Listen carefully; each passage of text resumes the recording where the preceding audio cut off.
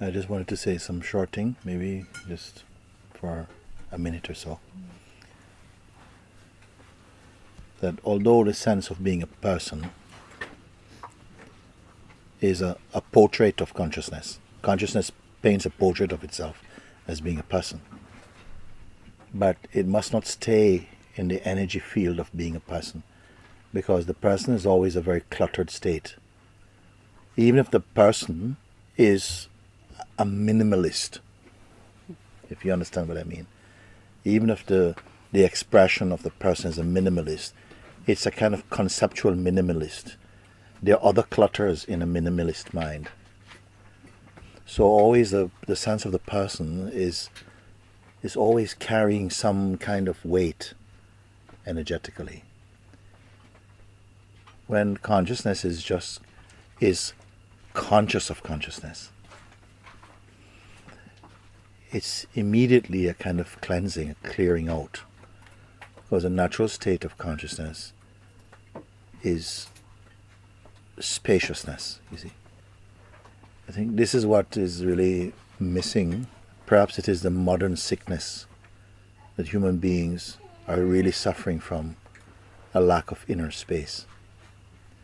We become so loaded with informational knowledge and have such little value for that inner space, that contemplative fragrance, even more subtle than contemplation, because in the pure state of the what you may call the Buddha mind or the Christ essence or something, it is just a sort of a kind of emptiness. But this emptiness is not a void. It's not a blank. It's really full of life. But it's not wearing details. It's not stuck in details. We don't say too much about it, because the more you say, it start to become something noisy. If we stay just on the surface of that, our natural state of presence, it is a natural silence, but there's no one being silent. There's emptiness, but there's no one being empty. The one who wants to be empty is coming a bit from the mind and coming at emptiness like it's something that you can do. Nobody can do it. You see? And this is the mistake. In real discovery, an understanding opens up inside, and the emptiness is discovered, the space is discovered, not created, not even perfected. No one can perfect it. All these are just ideas from the mind. You're simply discovering.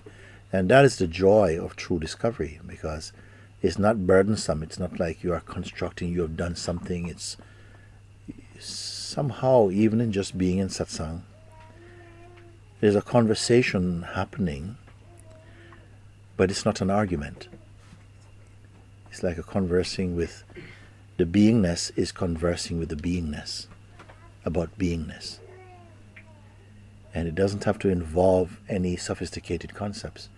It's just in your presence, just being present and allowing somehow what is being shared to guide the attention and the mind back into the source, to recognize the source and be one with the source. That's all that's happening.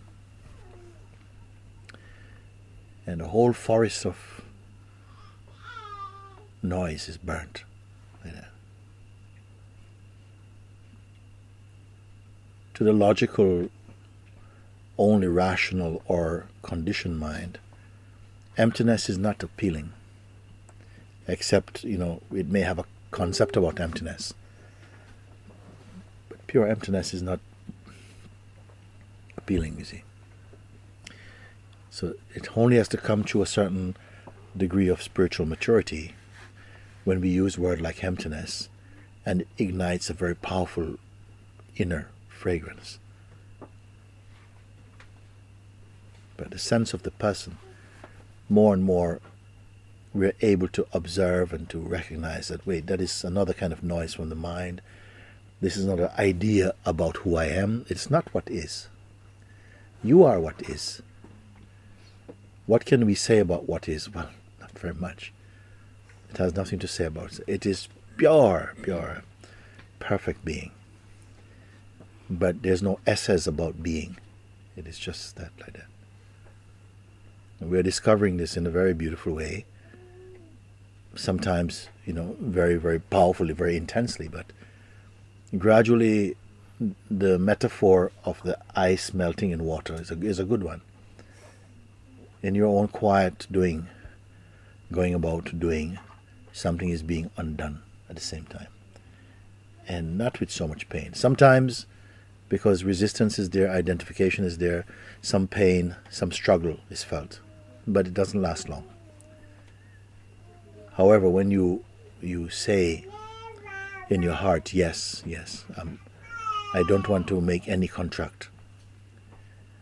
I only choose freedom. What a power. What a power. When you begin to bargain, everything slows down. But when you feel yes, that confidence is there, that trust is there. And it's not entirely a blind trusting. Because right there, when something is dropped, it's replaced with that inner conviction is there. It's not you have to wait 2 or 3 days. Just that clutter is removed, the space is felt immediately. Very good.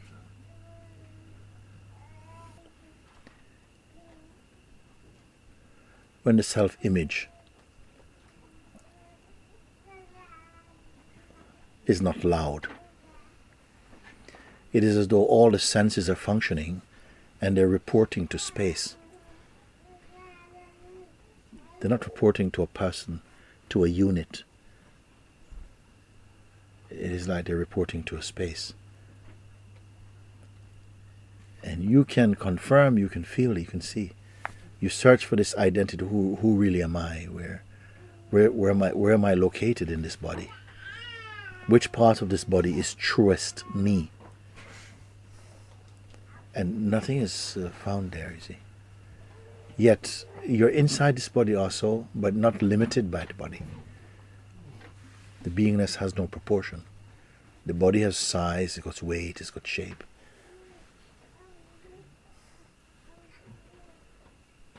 The body does not know the beingness, it's the beingness that knows the body. You see, these things are becoming more and more clear. And this knowledge is not going to happen in a kind of fragmentary way. Sometimes when we learn things in the world and about the world, it's piecemeal, a little bit of this, a bit of that. But when you recognize in the beingness, there's a universality about what you see. Even if it could be very small, it could be something, this is revealed inside the consciousness, but there's a universality about the seeing of this. Have you noticed or not? You see? But when it's seen only from the mind, it just becomes an object. The mind can only perceive this as an object, you see. The beingness doesn't perceive things merely as objects, you see. It perceives them as beingness. It's a huge difference. Then what change is there? Actually, no change, only a change, a shift in perspective. If you're looking and yourself is an object, what you will see is object. When you're looking with the awareness that yourself is a subject, what you will perceive is a subject also. If you're a being, what you will see is beingness. You see beingness in all different forms of beingness, not of objects. These are simple things, huh?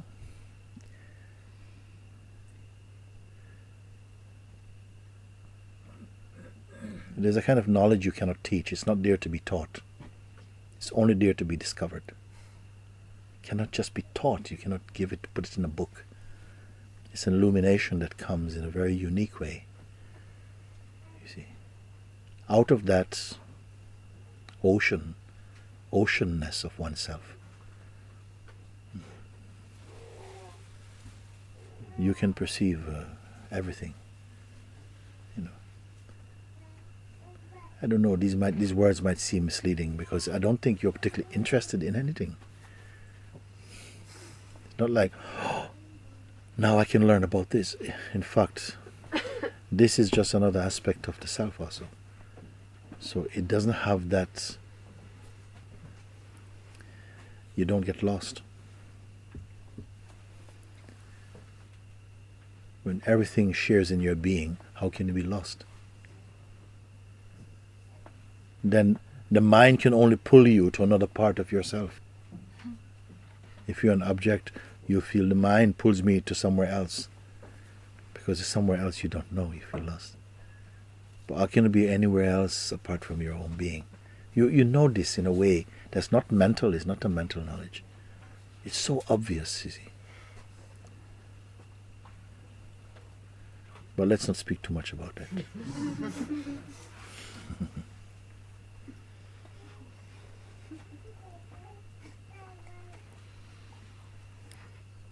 How amazing that you have the total seeing, that you don't know any, you cannot know anything at all. What is there to really know of such?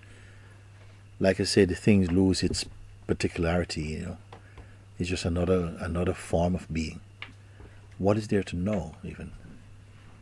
This is only an exaggerated, imagination, you see. That there are things to know and know more and more and more about it. And it does operate like that on a certain level of consciousness, but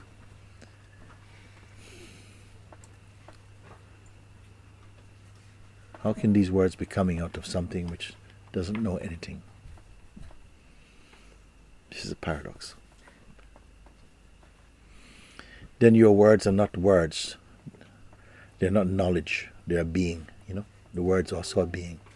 The breath is being. The body is being. The being is being.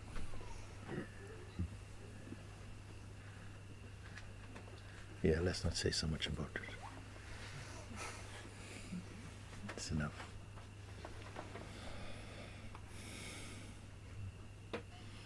Words like this should not be just heard, they have to be felt.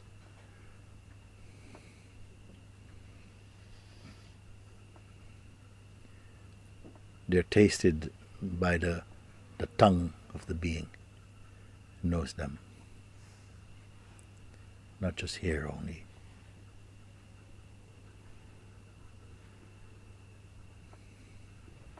While we are ignorant of the self, you cannot praise life. You cannot really be grateful. Only when the spiritual eyes open, you can be grateful, you can be joyful, you can be thankful for life. For the chance to taste this existence, which is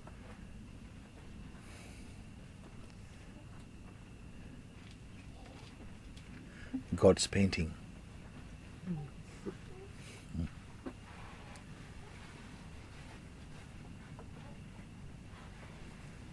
When there's appreciation even for the painful, for what it allows you to see.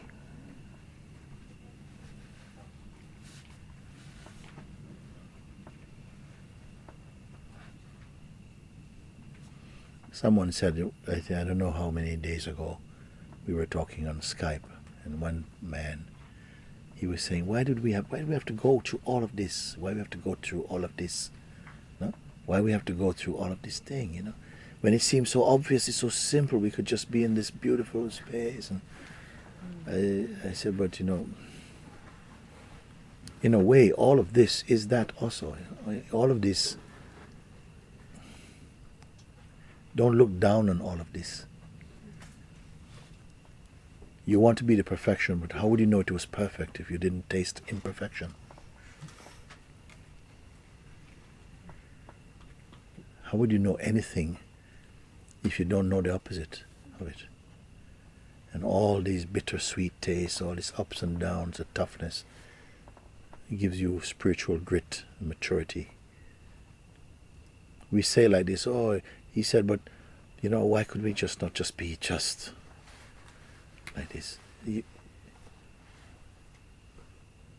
You wouldn't value it. It would have no meaning. Only when the perfect appears to be imperfect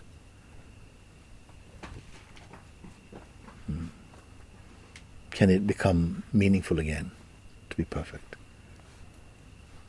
There is something like that. And I was telling also, sharing this thing I've done a few times, that as a child growing up in Caribbean, in Jamaica, no? I remember this so distinctly, one time playing on the street with some friends, and these tourists came, American tourists, and they were saying, oh, you live in paradise, you live in paradise, you live in paradise, And yes, we don't know what paradise is. But they meant something beautiful. You can see that they were full of joy. They were enjoying something. And, politely you say, thank you, but you don't know what they're talking about. But then I traveled away many years later from 16 years old. I lived in Europe, and 5 years later, returning home for the first time, arriving into my town as you turn this corner into the open harbor, I said, this is paradise. This is paradise. How? Because you have a chance to see something different. Then you can appreciate. What is so great that everything is perfect, that's it. Or that something is dipped in the ocean of imperfectness, and then one has to rediscover the perfect, to have all this chance to taste everything, and then to come back to the source of everything. It seemed like this. If you look like this, then you appreciate every part of your life without becoming stuck to anything.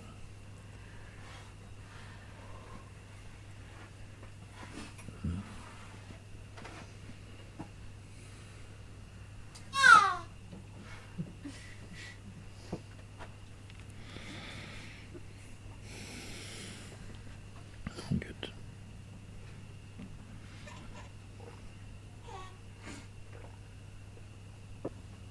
Yes. Mm-hmm. Yes. Yes. Yes.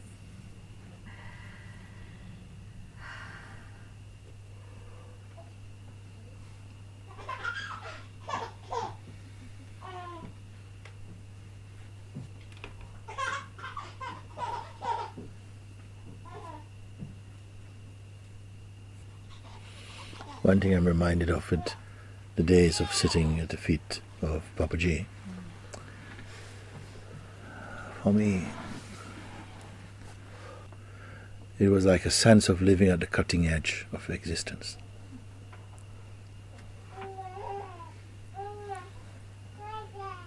Like every satsang was, you're at the edge of your seat.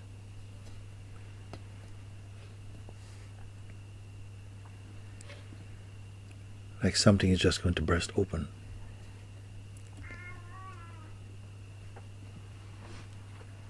Sometimes fears come because some part of you feel, I don't know if I'm ready yet.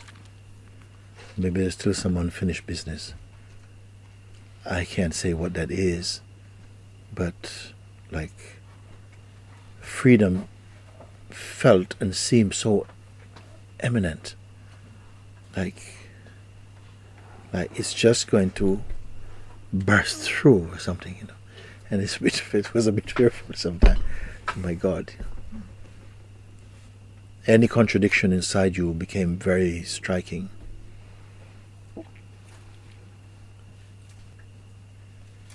And if you were postponing, you really knew it. You see?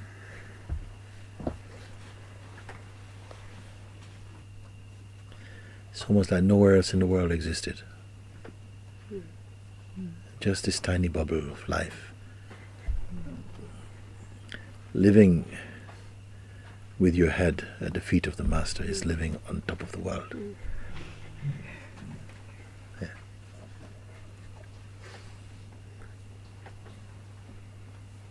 I could not stop feeling how blessed and fortunate existence is, that you're called so crisply, to this discovery. And there's very few places to hide. Because if you're hiding, like you're playing truant, you know that somehow you're trying to run. I don't know. Sometimes I feel like I could tell you when something is on fire inside me. A joy fire. And I could tell you trillions of things about the self. But if I really had to, I would tell you, say yes and plunge inside the ocean of your own being. If I had to give one thing, if I had to give you in capsule form, I'd say yes and plunge into the ocean of being.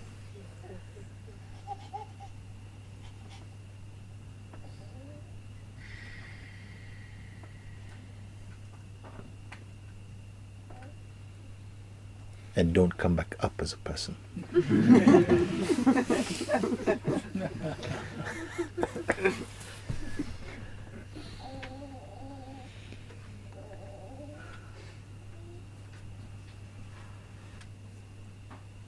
In a kind of Christian tradition, we have like baptisms. I also took one. And the baptism is really not somebody come and sprinkle water on you. In many churches, they plunge you in. You did this, and somebody inside, and you come up like a ship surfacing up to the top of the can. And it was a symbol of like you go in and you die here, and when you come up, you're reborn. This is the symbolism. It's a very powerful initiation. So this is also like a plunging in. Let your mind be plunged inside it. Because almost as you're plunging, something is pulling you in also. This is the grace.